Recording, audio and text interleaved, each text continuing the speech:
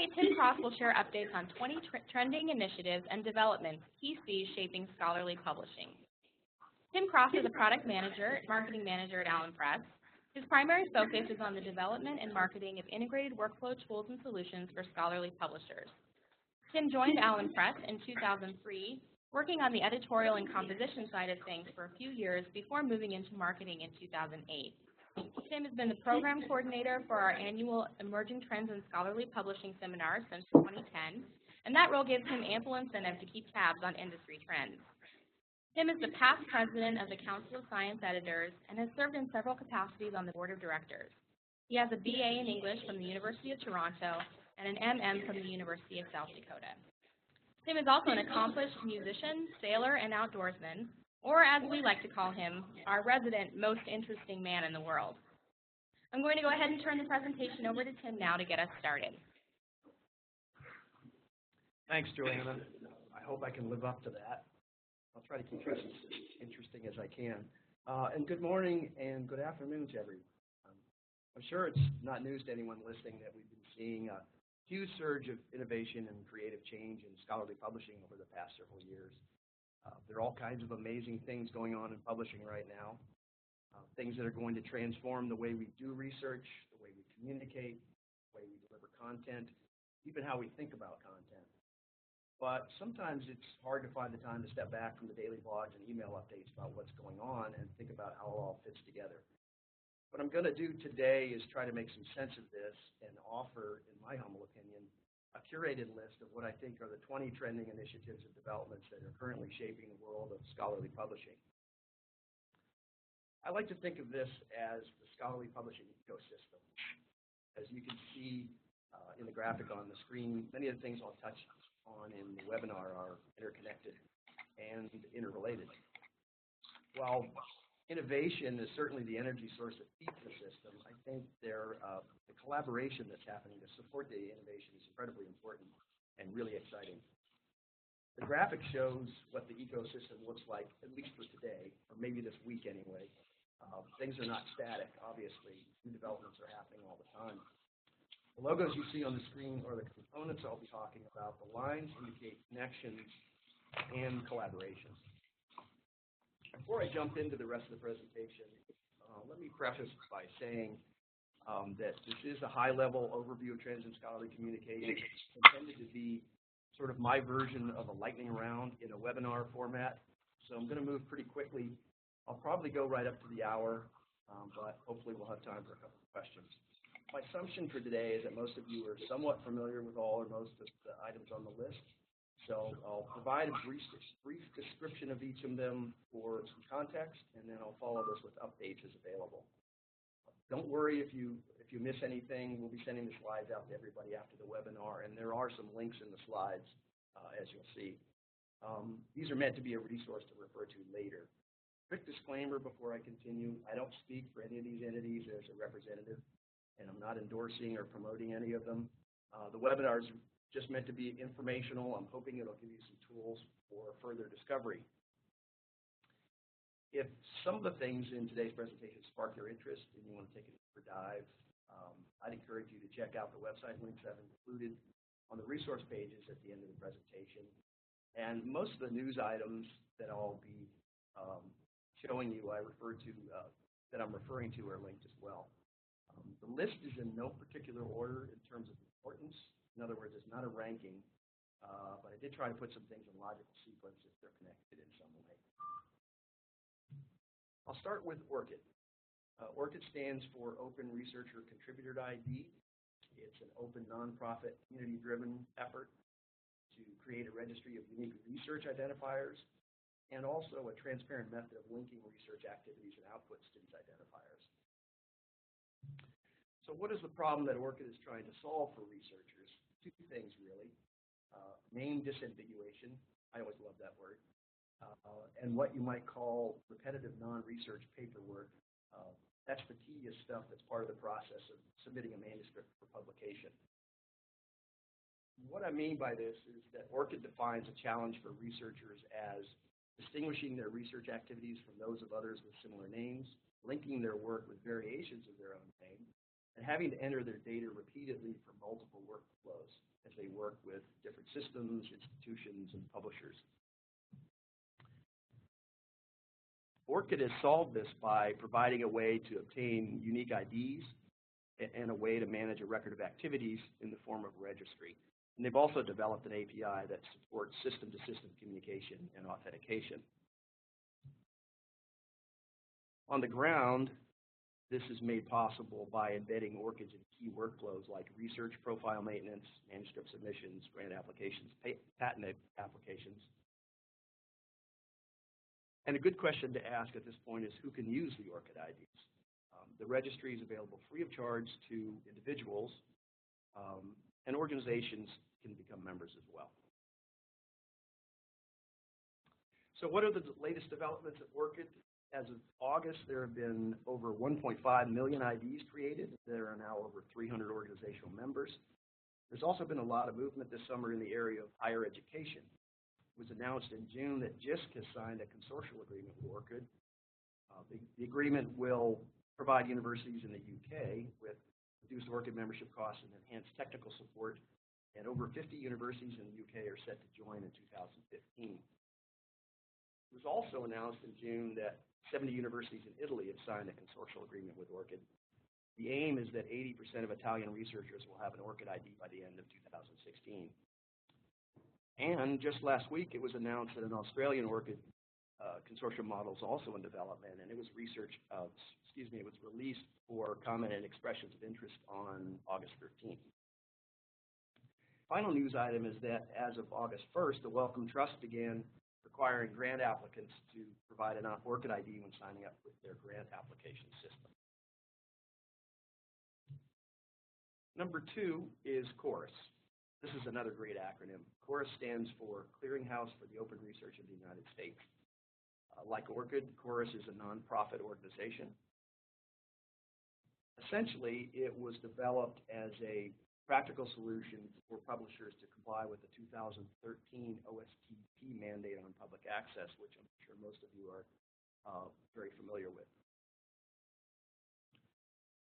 The CHORUS mission is to support and promote public access to and continued availability of publications reporting on U.S. federally funded research by leveraging new and existing digital technologies that are being used by the publishing and scholarly communications community.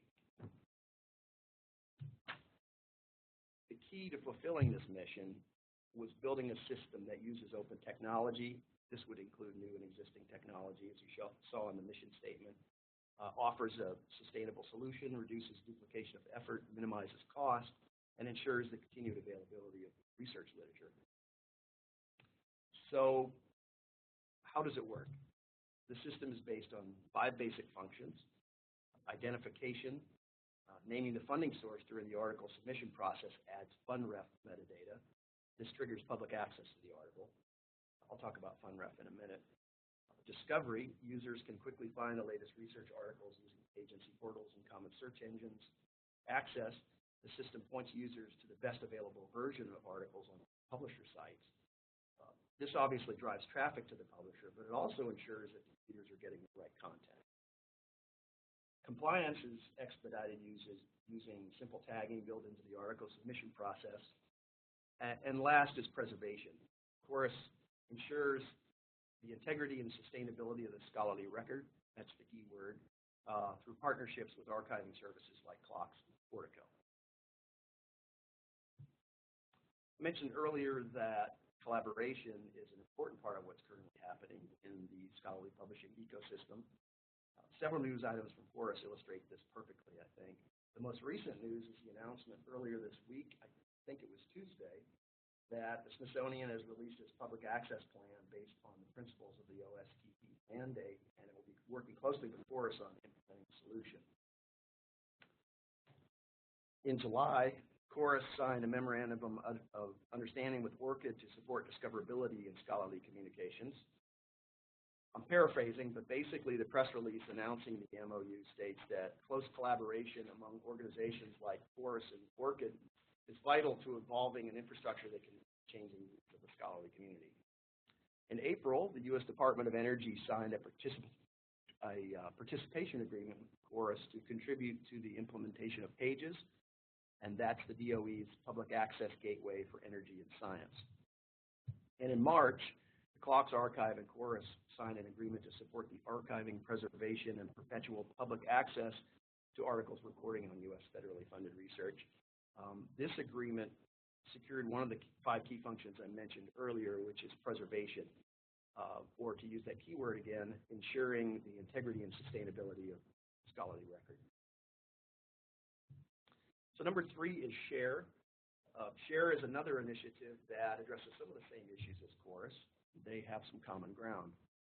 The acronym stands for Shared Access Research Ecosystem. It was jointly launched by the Association of Research Libraries, the Association of American Universities, and the Association of Public and Land-Grant Universities. It's a higher education initiative, but it does have some touch points with scholarly publishing. Its mission is to maximize research impact by making it widely discoverable, accessible, and reusable, and to strengthen efforts to identify, discover, and track research outputs. The problem that SHARE is trying to solve is that many stakeholders in the research community find it difficult to keep up with the release of the results of scholarly research. There isn't any single structured way to report on release of research across disciplines, and nothing that really follows the full life cycle of research from beginning to end. So it's not just about timely communication and access, it's also about accessing the correct version. Primarily, I think it comes down to coordination. The first step is offering a solution to this problem. The first step that SHARE did in offering a solution to this problem was the launch of SHARE Notify. What this is an openly available data set, and it tracks research activities across their life cycle. It informs interested stakeholders when research has been released, and it distributes notifications to interested stakeholders in the form of metadata, a set of metadata. So how does SHARE work with other scholarly communication initiatives? It works with ORCID to integrate their researcher ID scheme. It works with FundRef to further develop the taxonomy of funder names. And it works with Chorus, where they align, where their interests align. And for example, that would be identifying publication activity or alerting relevant stakeholders when research has been released. In updates with SHARE, the beta of SHARE Notify was launched on April 15th, and SHARE partnered with the Center for Open Science for infrastructure development. So you might ask, what is the Center for Open Science? It's a nonprofit technology company founded in Charlottesville, Virginia in 2013. It's a startup of about 50 people. Its mission is to increase the openness, integrity, and reducibility of scientific research. In the spirit of open science, their services are free and open. One of their primary services is the Open Science Framework, or OSF. It's an infrastructure project, a free service for researchers, and it's a web application that provides collaboration, project management, and archiving services for researchers.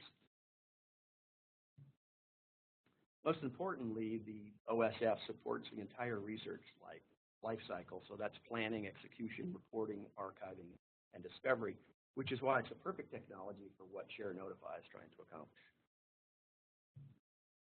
The most important recent news out of COS is their publication of the Transparency and Openness Promotion Guidelines in June of this year. The guidelines are the output of a meeting that was held back in November 2014, organized by the Berkeley Initiative for Transparency in the Social Sciences, Science Magazine, and COS. To date, 47 organizations have endorsed the TOP guidelines. You can see a list of the current signatories on the slide.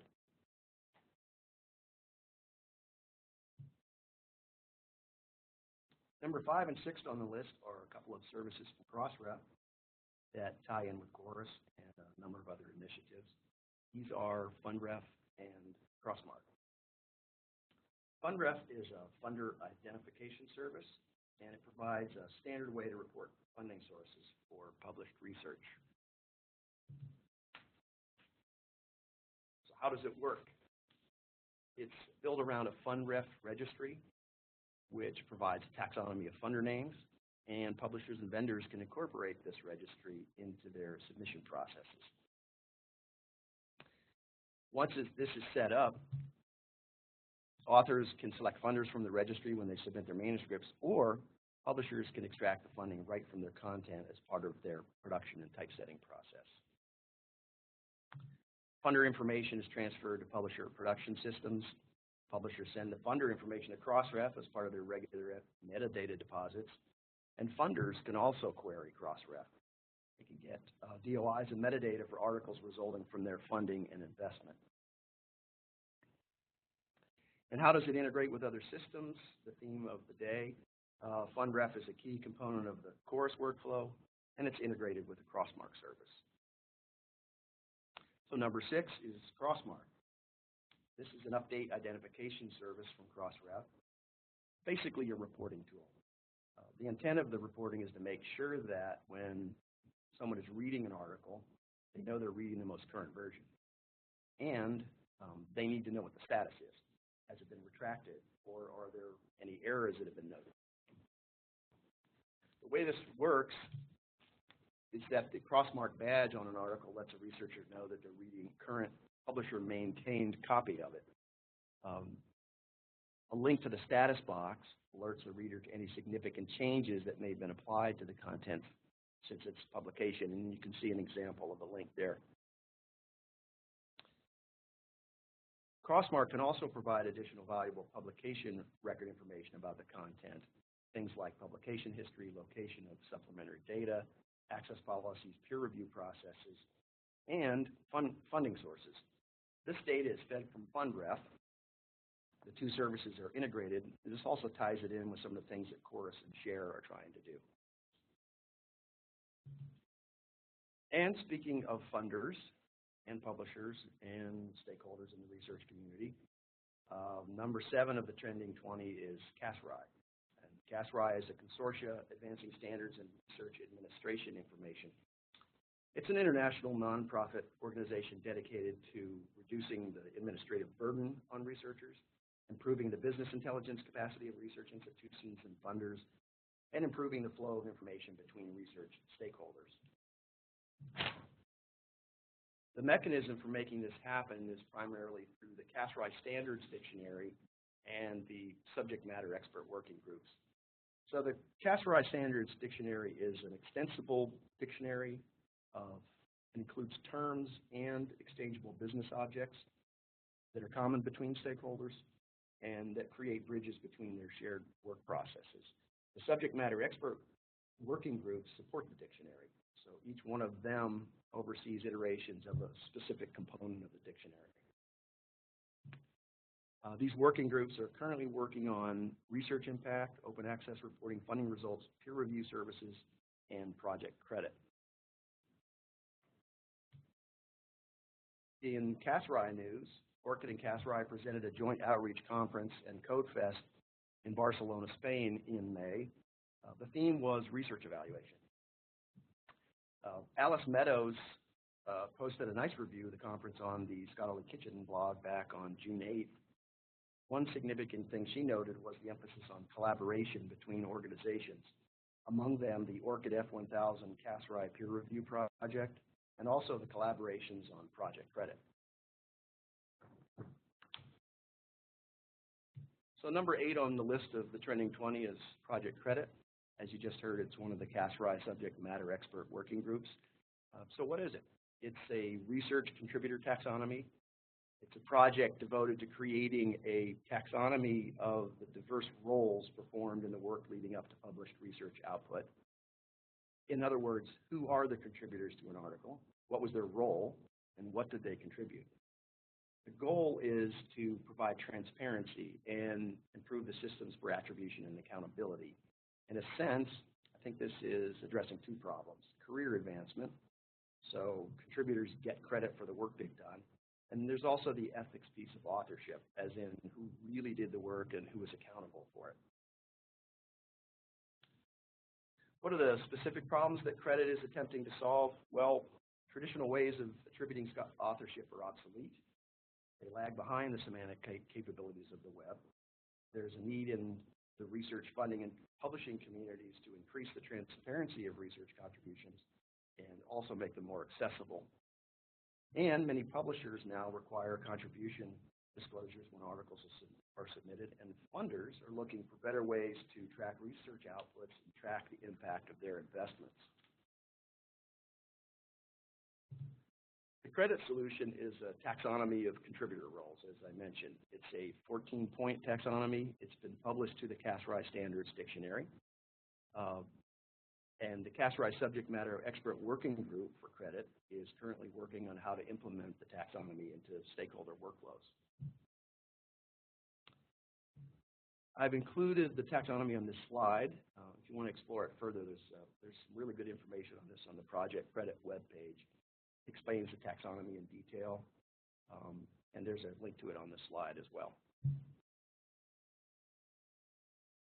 far as project updates, the big one is the publication of the taxonomy to the Cass-Rye Standards Dictionary. Amy Brand, who is a co-chair of the project, said, "Publication to the Cass-Rye Data Dictionary is a major step forward for Project Credit because it signifies that the taxonomy has undergone a thorough community consensus and standards building process and is now considered ready for use by publishers' partners." And just last week, ORCID announced that it has been collaborating with Biomed Central PLOS and others to develop a prototype for assigning badges to individuals based on the contributor role vocabulary developed by Project Credit. 9 is F1000. This is the acronym for Faculty of 1000. It probably doesn't need much of an introduction. Its initial project, F1000 Prime, was launched in 2002. I think most people are pretty familiar with it. But there are a couple of trending projects that F1000 is involved with that are connectors in the ecosystem we've been looking at today. First, I'd like to do a quick description of 3 components that make up F1000. The purpose of F1000 Prime is to identify and recommend important articles in biology and medical research publications. The articles are selected by a peer-nominated global faculty of the world's leading scientists and clinicians, and their role is to rate them and explain their importance. F1000 Workspace is a suite of tools to help with writing, collaborating, reference management, and preparation for publishing. And F1000 Research is an open science publishing platform for life scientists. It offers immediate publication of posters, slides, and articles without editorial bias. Moving on to news relevant to today's webinar, ORCID and F1000 have announced a partnership to develop a means to record and recognize peer review activity. Working with Cass-Rye, a subject matter expert working group has been set up to define standard field sets and rules that will work across different types of review. Currently, several organizations have agreed to start collecting and storing the information. These include AGU, the American Geophysical Union, working with eJournal Press. They plan to implement a workflow to collect reviewer ORCID IDs and then post the validated review activity to reviewer ORCID records. Next, DOAJ. DOAJ is another part of the ecosystem that's been around for a long time, since 2003. But I'm including it as an organization that's trending, and the reason I'm doing it is due to a recent significant overhaul in its process. DOAJ stands for the Directory of Open Access Journals. It's an online directory that indexes and provides access to open access peer-reviewed journals. Currently, the directory contains 10,000 plus journals with over 6,200 of these searchable at the article level, 134 countries, and closing in on 2 million articles. The most recent announcement coming out of DOAJ is that following concerns raised last year about the quality of journals that DOAJ indexes, it instigated a full review of its principles and the journals that it includes in the directory. Extensive overhaul included an announcement that DOAJ is requiring all journals that were accepted into the directory before March 2014 to reapply. It's now accepting reapplications from journals that it previously indexed. One result of the review was a seal of approval, which is being awarded to journals that fulfill a set of criteria related to accessibility, openness, discoverability, reuse, and author rights. The seal went live in June 2015 and is currently applied to 88 journals. Their hope is that the reapplication process will weed out the substandard journals and raise the bar for the quality of OA publications. Number 11 is Force 11. That worked out pretty well. Force 11 is the acronym for the Future of Research Communication and E-Scholarship. The first meeting of this group was in 2011, which is where the 11 comes from.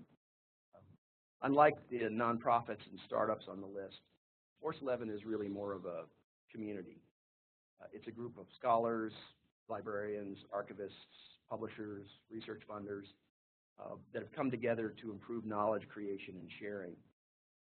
The goal of the community is to bring about change in scholarly communication through the effective use of information technology.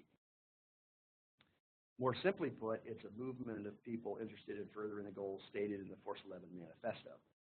There's a link to the manifesto on the slides, but I wanted to take a minute and read through some of it. I think it captures really well the drivers for innovation and collaboration that I've been talking about today. So the manifesto is divided into two parts. The first one is formats and technologies. And you can see on the left there's problems, and on the right there are recommendations. So the first problem noted is existing formats needlessly limit, inhibit, and undermine effective knowledge transfer, and the recommendation is to rethink the unit and form of the scholarly publication. Second problem is that improved knowledge dissemination mechanisms produce information overload, and the recommendation is to develop tools and technologies that better support the scholarly life cycle. And last, claims are hard to verify and results are hard to reuse. The recommendation is to add data, software, and workflows into the publication as first-class research objects. The second part of the manifesto is business models and attribution of credit. The first problem noted is that there is a tension between commercial publishing and the provision of unfettered access to scholarly information, and the recommendation is to drive new financially sustainable models of open access. Second problem is traditional business models of publishing are being threatened.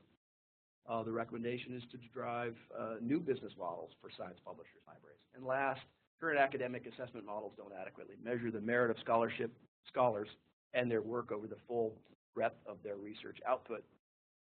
And the recommendation is to drive new methods and metrics for evaluating quality and impact that extend beyond traditional print outputs to embrace the new technologies. I also wanted to mention the Force 11 resource and tool catalog. It's an inventory of web-based scholarly resources. It's available on the Force 11 website. It's self-curated and edited by members of the community. In the news, ORCID has announced support of the Force 11 Resource Identification Initiative. And what this is an initiative to create a data exchange standard and identifiers for research resources. And earlier this summer, Force 11 published the basic guidelines for accessible data citation. There's a link on the slide to this resource, too. Next on the list is NISO. NISO probably doesn't need much of an introduction to this audience. Its role is critical to what we do every day. If you're not familiar with the name, NISO is the National Information Standards Organization. It's a not-for-profit association accredited by the American National Standards Institute. Obviously, NISO is not a new player in the game. It was founded in 1939, but in a sense, the news out of NISO is always trending. You might say that NISO codifies trends into workable standards.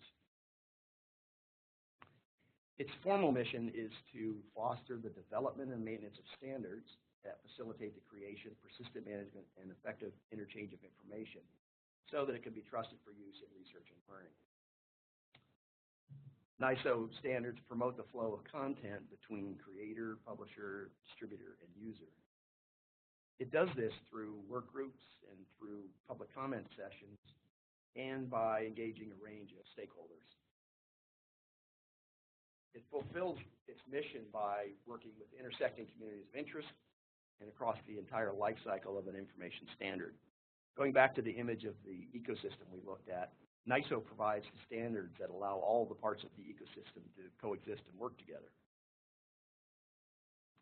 Some recent news from NISO include on June 23rd, Credo, Gale, IEEE, and SAGE publicly disclosed their support of the Open Discovery Initiative. This is an initiative to address perceptions about the possibility of bias in discovery services. There have been some concerns raised about the possibility of bias when discovery services are owned by the same corporate parent as content, products, or services. On June 26th, NISO published a recommended protocol for exchanging serial content, or PESC.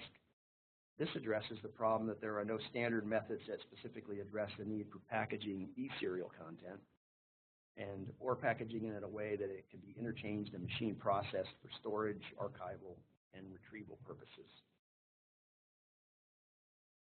Closely related to NISO is number 13 of the Trending 20, and that's JATS4R. There are a couple of acronyms at play here. JATS is the Journal Archiving Tag Suite. A quick refresher, JATS defines a set of XML elements and attributes for tagging journal articles. In its previous incarnation, it was called the NLM Journal Archiving and Interchange Tag Suite, and most of us just call it the NLM DTD. In its new incarnation, it's a NISO standard. The mission of JATS4R is to increase the reusability of the online literature by standardizing the use of JATS. The JATS4R group was formed after a call for action at JATSCon 2014. The call was raised by open access publishers and others who were responding to the problems users are having when they try to reuse content available under Creative Commons licenses and they're unable to programmatically locate licensing information. It's not tagged the same way in the XML from publisher to publisher. To get a little technical here, part of the beauty of the journal archiving tag set is its flexibility. Because it's flexible, it can accommodate the requirements of different journals. This means they can decide which elements and attributes they want to include. The problem with this is that it allows publishers to tag individual components of their articles differently. That creates kind of the Wild West out there. So the great thing about the tag set is that it's flexible, and the bad thing about the tag set is that it's flexible. This divergence between publishers creates a problem for researchers who are trying to do text and data mining or programmatically trying to locate licensing information related to this. And when I say programmatically locating something, I'm talking about machine readability. The solution and the goal of JATS4R is to standardize the use of JATS to promote easy machine readability of content. The hope is that this will make research literature a lot more accessible for data mining.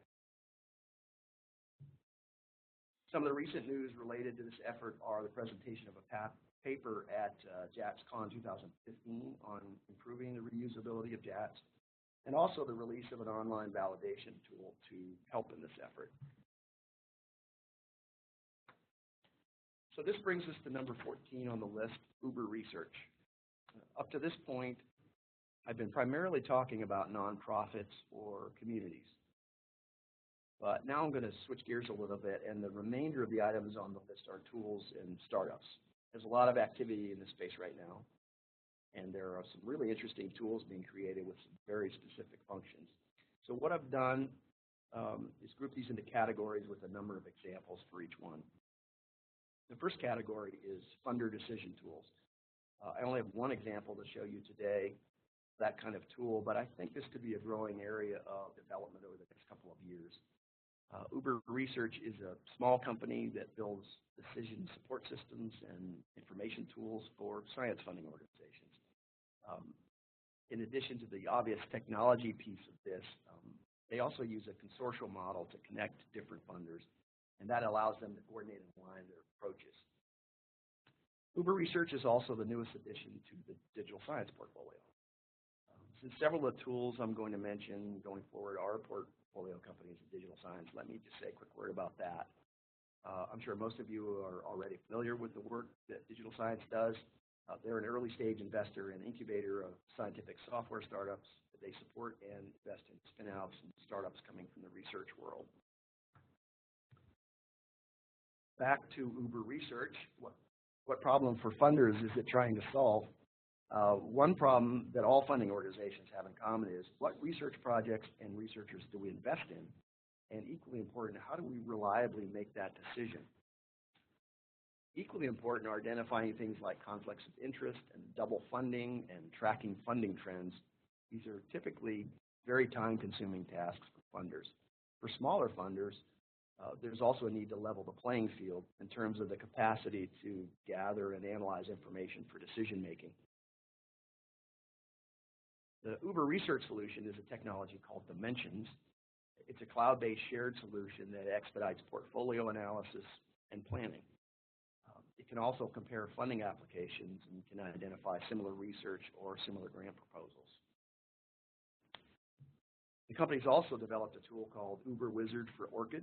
It's a free and open service for researchers and funders to add grants to ORCID, another collaboration in the ecosystem.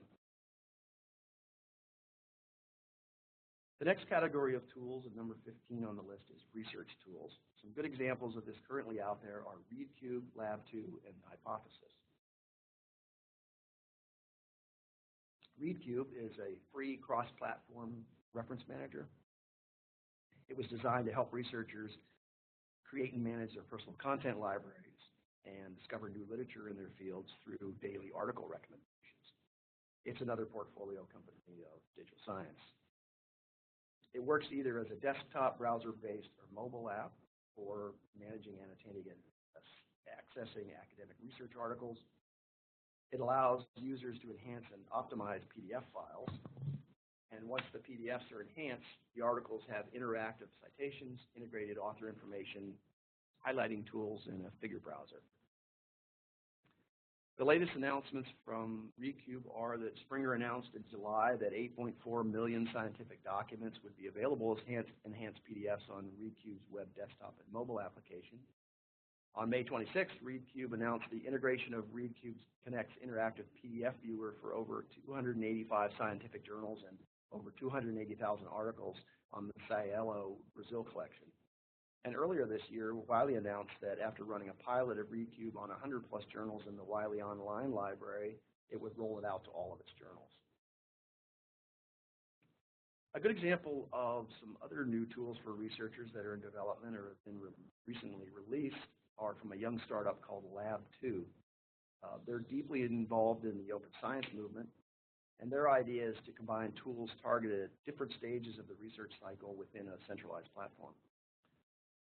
If successful, they think this could result in one of the first unified digital all-inclusive platforms for researchers. To date, they've released 3 applications: a research group app to create web pages for academic research groups, a profile app that provides an online CV page and manages the user's activity on Lab2, and a reference manager app to find, collect, and rate papers. In the works, Lab2 has been working on a protocol-based electronic laboratory notebook, and they're planning to release it soon. A blog post in July announced that the first research paper facilitated by Lab2 apps was published in Cell Reports. I did want to include one other example of an innovative research tool before I move on, and that's Hypothesis. Hypothesis is an open platform for discussion on the web. It's based on the concept of reintegrating engagement back into the web by enabling annotation of online content. Or as they put it, the mission is to enable a conversation over the world's knowledge. The tool provides 3 basic functions: highlight, users can highlight the text in web pages; annotate, users can make private notes or share public annotations with others in web pages; and reply, users can have a threaded conversation and get notifications when people reply. The efforts of the group that developed the tool are based on the Annotator project and annotation standards for digital documents being developed by the W3C Web Annotation Working Group. Moving on to number 16, the next category on the list is collaboration tools. Two nice examples of this are Overleaf and Thoria. Like ReadCube and Uber Research, Overleaf is a portfolio company of Digital Science. It's an online collaborative LaTeX editor with integrated real-time preview. It's built on the Write LaTeX editor and was designed for collaborative writing and publishing. It features real-time collaboration. Projects can be compiled on the fly in the browser so writers can see their contributions in real time. Sharing. Projects can be sent to other authors so that they can review, comment, and edit. It synchronizes changes from all the authors so everyone always has the latest version. Provides real-time preview. And authors can submit directly to the journal of their choice with Overleaf's integrated submission systems. Overleaf is obviously a collaboration tool for authors, but in keeping with their idea of collaboration in the scholarly publishing ecosystem, authors can use the Overleaf Write LaTeX editor to publish to Figshare. On August 10th, Overleaf joined the list of signatories of the Transparency and Openness Promotion Guidelines that I mentioned earlier when I talked about the Center for Open Science. And Overleaf was announced as one of the finalists for this year's ALPSP Awards for Innovation in Publishing. Another example of a collaboration tool gaining some traction is called Thoria. It's also an online LaTeX editor, and it enables authors to write and management documents in one location on the web. The basic benefits and features of this tool are collaboration. A recent paper co-authored on Thoria by a CERN collaboration had over 200 authors. Version control. Thoria uses a versioning control system called Git to keep track of document changes, and multiple formats. The tool lets authors write in various formats like LaTeX, HTML, and JavaScript. What makes that interesting to me is that different co-authors can write in different formats into the same document. The next category on today's list is text and mining tools. This connects us back to some of the problems and solutions we looked at when we talked about JATS 4R. WriteFind is a service developed by Copyright Clearance Center. It gives researchers direct access to full-text STM content in a normalized XML format. Rather than actual mining software, I see this more as a discovery and compliance tool that supports mining. It also expedites a normally tedious process. Using WriteFind, researchers can identify and download full-text content and import the results into whatever text mining software they're using. And because all the content is pre-authorized for mining, the tool also ensures copyright compliance. As I've been asking all along as we go through this list, what is the problem that WriteFind is trying to solve? Although TDM is clearly not something new to research at this point, and mining software can be pretty sophisticated, there's still a lot of issues that need to be worked out on the publisher side. It can still be a pretty clunky process. The three main problems that researchers face are access. They struggle to get access to full-text articles. If they can get access, they often have to deal with multiple formats and inconsistent license terms. The solution was to create a tool that could provide a single source of XML full-text content for mining. With WriteFind, researchers, as I said, are able to identify and download full-text article collections and do this for multiple publishers. The metadata is normalized to make it easy to integrate XML content into text mining tools. So how does this work? Well, WriteFind collects XML content from the multiple publishers and then normalizes the metadata to the JATS format for mining. Once that's accomplished, the tool can enable researchers to search the full text content on a publisher site, and then they can identify what they're interested in mining, and most importantly, find out what they're permitted to mine. The results are checked against user subscriptions, so full text content or subscribed articles are available for download, and abstracts and metadata are available for unsubscribed articles. When I was describing WriteFind, I said it was more of a discovery and compliance tool, and that users had to use their own software to do the actual mining. So I thought the announcement about integrating with Linguamatics was interesting. Linguamatics is a text mining platform that uses natural language processing It announced in June that it's the first text mining platform to integrate with RightFind. Another good example of a TDM service is the Crossref text mining service. It was launched in May 2014. It had been in development for a while before that. Some of you might remember it as Prospect. The Crossref service addresses some of the same problems that we just looked at. One of these problems is that to get authorization to mine subscribed content, researchers have to negotiate agreements with multiple publishers. It's frustrating, and it's really inefficient. Likewise, it's impractical for publishers to negotiate multiple agreements with researchers and institutions. So everybody would be happier if there was a standard API that could expedite text and data mining. It could be used both across open access and subscription-based content. The solution that Crossref devised is a metadata API that can be used by researchers to access the full content identified by Crossref DOIs across publisher sites. It's a simple solution and practical. It allows researchers to easily harvest content mining using a standard API across all publishers. As Rachel Lamy from Crossref pointed out in a recent webinar, the Crossref tool is a technical solution. It doesn't really deal with the complexities of licensing the content to be mined. And like the RightFind tool, the Crossref tool doesn't do the mining. The idea around the API is to help researchers get access so they can use their own software to do the mining. With that, we move to number 18, sharing and discovery tools. We'll look at the examples of Figshare and Zotero. Figshare is self-described as a repository where users can make all of their research outputs available in a citable, shareable, and discoverable manner. It allows users to share files online in a common browser. They can upload any file format and upload pretty much any type of content. So that could be figures, data sets, multimedia, papers, posters, slide presentations.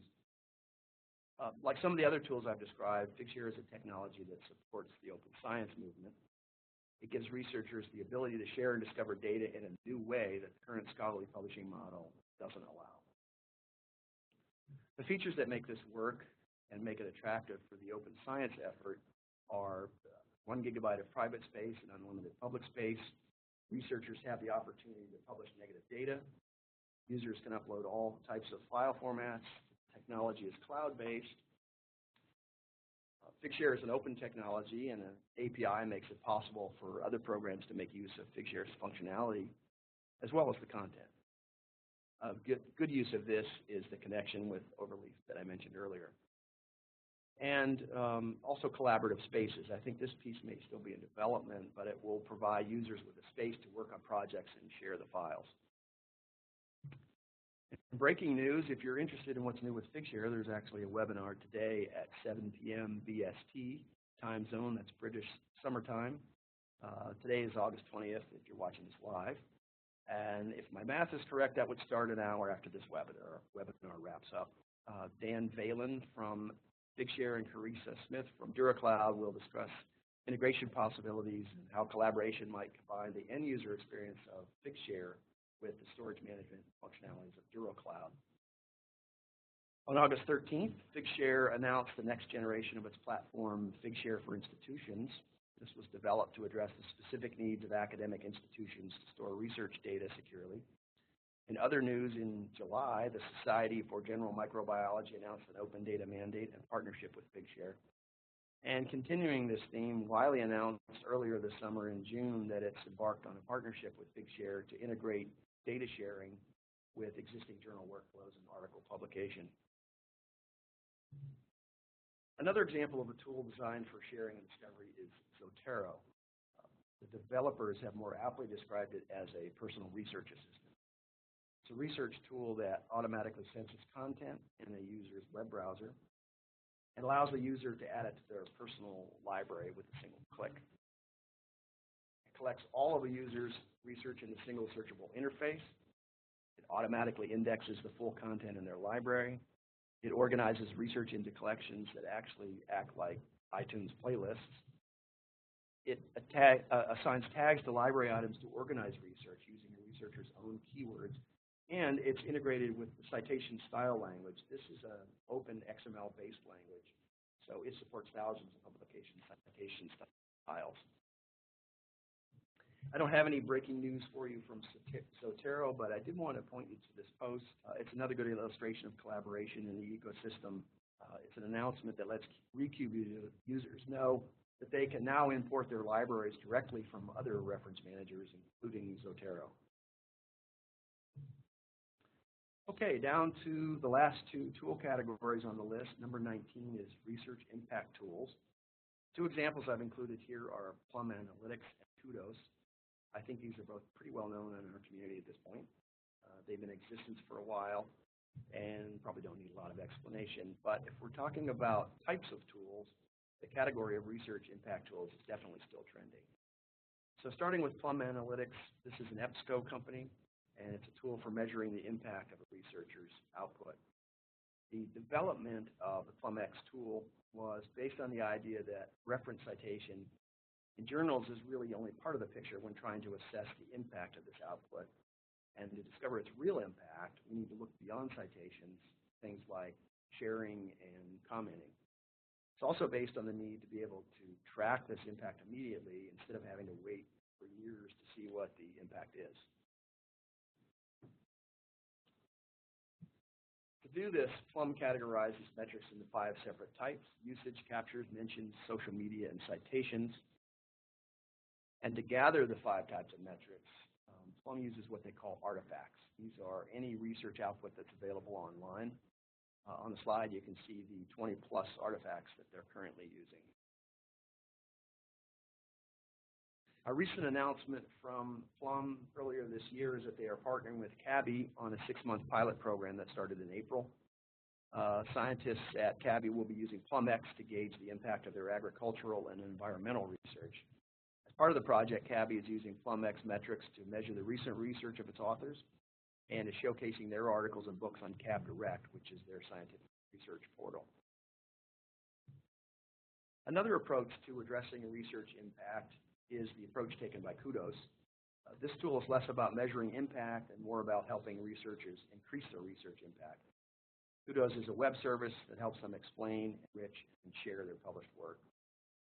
The goal is to maximize the visibility and impact of published articles and assist researchers with increasing usage of their published work and citations to their work. What makes Kudos different from Impact Story or Altmetric or Plum Analytics is that they don't originate any of the metrics themselves, although it does track metrics as part of the service. What they do is help researchers do the following things: explain, which is creating simple descriptions of their work and highlighting what makes it important; enrich, adding links to related resources that help put research in context; sharing work by email and social media and across search engines and subject indices;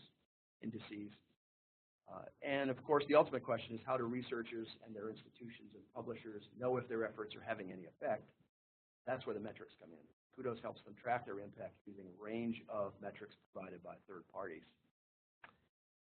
2 days ago, Kudos announced the latest organization that it's partnering with. This includes TrendMD, Research Media, and Altmetric. And as of June 24th, the latest data I've seen, 50,000 researchers have signed up to use Kudos. I just mentioned Altmetric, so that's a perfect segue to the last category of tools. Rounding out the trending 20 is number 20, metrics tools. 2 good examples of what's happening in this space are Altmetric and Bookmetrics. I'll say the same thing I said regarding research impact tools.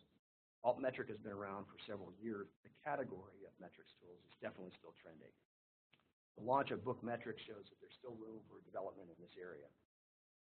So what is Altmetric? It's another company of the digital science family. It's a tool that uses a scoring system to measure the attention that a scholarly article has received. It measures and provides metrics at the article level. And the scoring is based on what Altmetric calls volume, sources, and authors. Volume means that the score for an article rises as more people mention it. Sources refers to each category of mention contributing a different base amount to the final score. So, for example, a review article counts more than a tweet. And authors, this is the part of the score that takes into account who the author of a mention is and weighs this. So is the link being pushed out by a journal, or is it a mention by a scientist discussing the article with other scientists? Altmetric has a number of products, but the one that people are most familiar with is the Altmetric Bookmarklet. It's a browser tool that provides an altmetric score for papers. This is a case where it's probably easier to show how it works with a graphic. Here's a score of an article on PLOS One. The article has a score of 497. You can see the different colored bands here and the data they represent. If you click for more details, you'll be able to see the actual tweets or Facebook posts and analytics of those.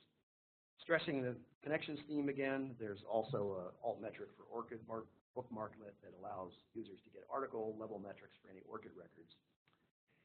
Recent news includes adoptions of the tool by Duke University and Taylor and Francis, and an announcement about its growing usage at research institutions. Before I wrap up, I'd like to touch on one other metrics tool called Bookmetrics. This is a platform recently launched by Springer in partnership with Altmetric. What it does is take the idea of article level metrics and apply it to books. It shows how books across the Springer catalog are being discussed, cited, and used at both the book and chapter level.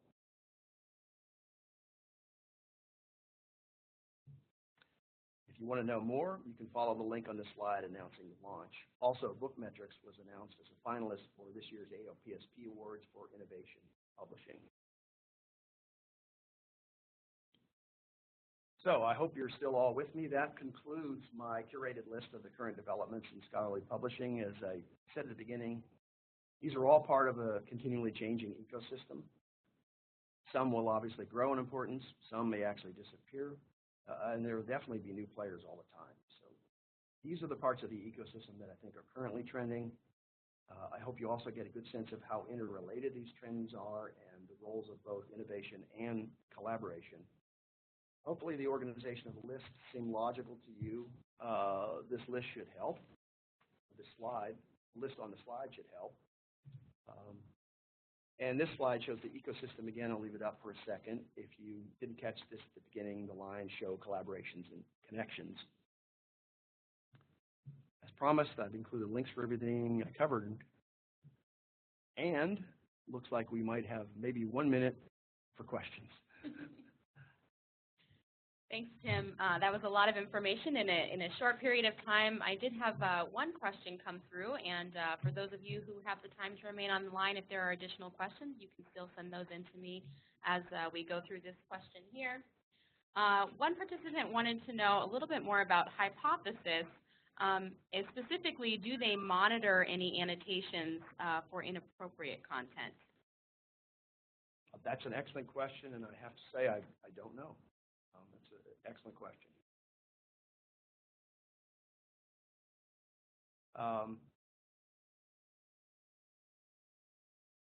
Although, sorry, I'm kind of looking here through my notes, and actually it does look like it's 100% community moderated, so I apologize for my previous answer. I guess I didn't know that. No problem.